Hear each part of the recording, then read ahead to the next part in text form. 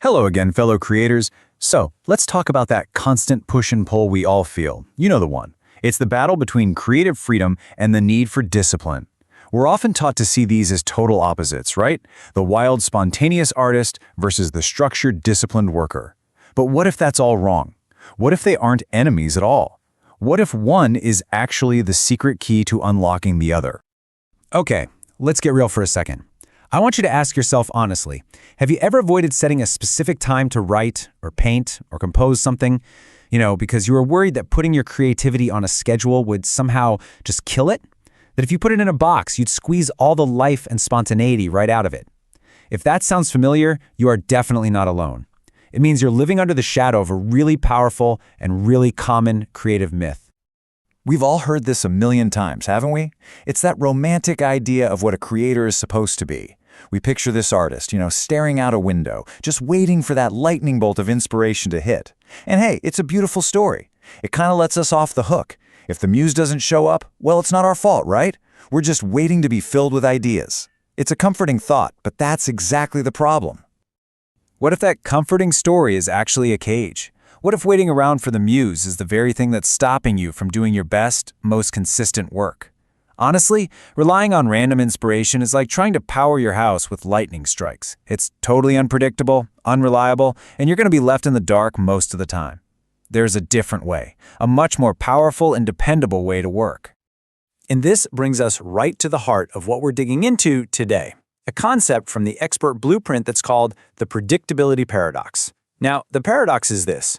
The more predictable and consistent your creative process is, the more surprising and innovative your creative output can be. I know, it sounds completely backward, but just stick with me here, because getting this one shift in your mindset can totally change your relationship with your work.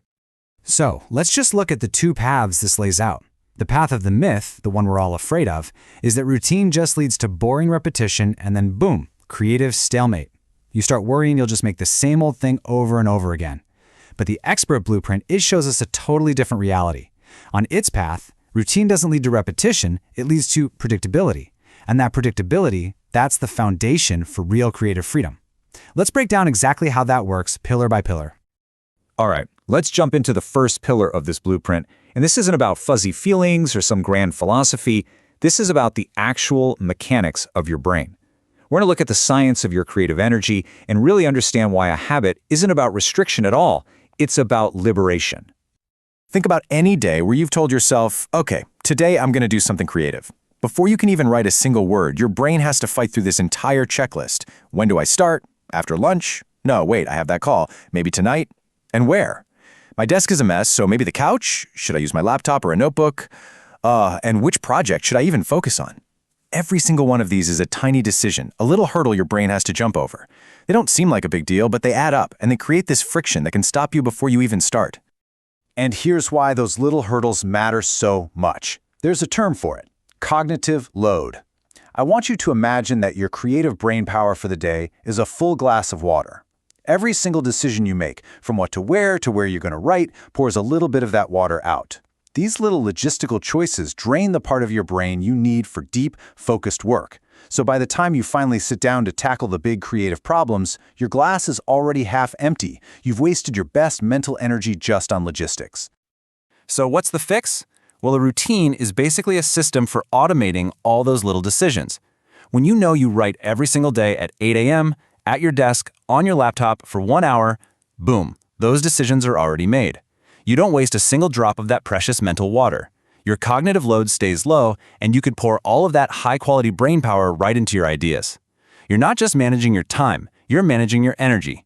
It's why so many incredibly prolific creators wear the same thing every day. They're getting rid of any decision that doesn't actually serve the work. Now let's move on to the second pillar and see how this all connects. Because once you've freed up all that mental energy, you need a safe place for your ideas to come out and play. And this is where a simple routine becomes something so much more profound. It becomes a mental playground. I really want you to let this metaphor sink in, because it is the absolute heart of the expert blueprint. We've been so trained to see routine as a cage that's holding us back, but this flips it completely. Just think about a playground. What makes it a place where kids feel like they can run and climb and take risks? It's the fence. The fence creates a boundary, a known space of safety. It's the structure that makes the freedom inside possible. Without that fence, you'd be way more cautious, always looking over your shoulder. The fence basically says, in here, you're safe. Anything goes. Go explore. Your creative routine is that fence. Because you know the container is secure, you know the start time, the end time, the place, your mind doesn't have to worry about falling off a cliff or getting lost in the woods. It's totally free to wander down weird paths, to connect unusual ideas, to try out a wild new voice. It can take huge risks on the page precisely because it knows the structure is there to catch it. That predictability in your process is what allows for glorious, wonderful unpredictability in your art. And now we get to the pillars that really change everything. Freeing up your mind and creating that safe space, that's the setup. This is the payoff. We'll start with pillar 3, building creative trust. And listen, this isn't about trusting the muse or waiting for inspiration. This is about the radical act of learning to trust yourself. This is the journey from hoping you can create to knowing you will. So let's just picture day 1 of your new routine. You sit down at your desk. It feels awkward, maybe a little silly. You're filled with doubt. That blank page is just staring at you. You're basically whispering into the universe, just hoping that some external force, the muse, will drop an idea in your lap. Your confidence is paper thin and totally depends on something outside of you. You feel like a total imposter, just playing the part. Okay, now fast forward. It's day 100.